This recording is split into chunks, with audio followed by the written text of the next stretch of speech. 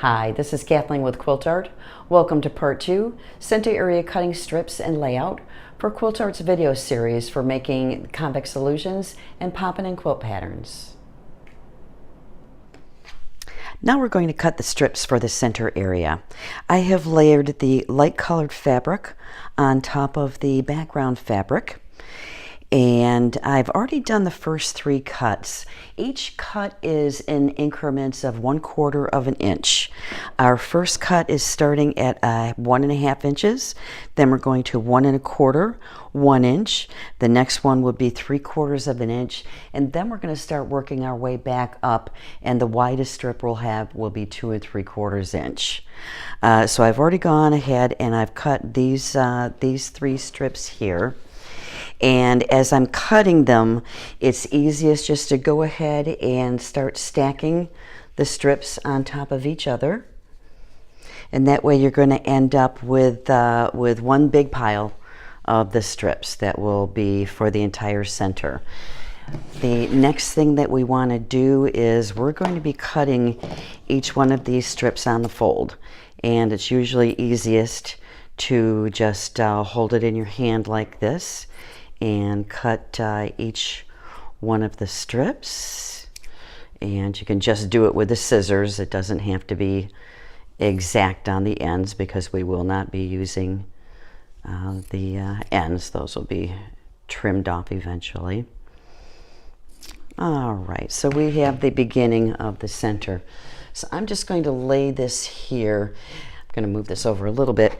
We're going to be making 2 strip sets side by side.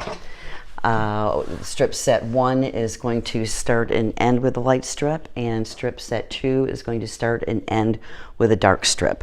Since I've turned this over and I have the dark strip on top, we'll just start with that one. So we'll go over here and we'll put a dark strip here and a dark strip at the bottom. And then we have the matching width over here with the light strip. So we'll go over here, top and bottom. And now we're going to be working inward, and we're always going to be going light, dark, light, dark. So the next strip, this is 1.5 inches, so the next strip here and here is going to be 1 1/4 inches, which is the next strip that we cut. So we'll put those here and here. And then corresponding on the other strip set, we'll put the 1.25 inches here and here.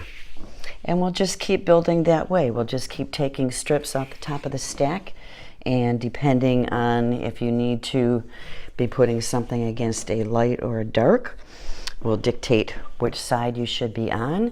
And if at any point you do get mixed up, you can come back and you can start measuring these pieces.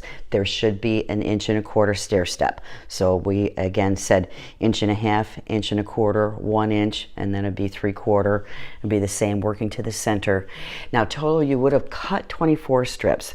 We're only going to use 23. So when you get to the center here with the strip that's 2 3/4 inches wide, you will have a leftover light and a dark, and you can just discard those. You will not need those.